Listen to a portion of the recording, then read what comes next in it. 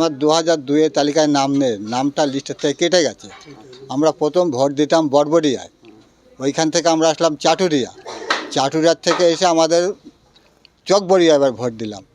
2002 আমাদের লিস্টের নাম কেটে গেছে। এই কতদিন ধরে রয়েছেন এখানে আছি আমরা প্রায় 150-200 বছর হবে। মানে বাবা, ঠাকুর দাদা, তার বাবা দাদা সবার। কজনের নাম নেই? আমাদের 3 জনের নাম নেই।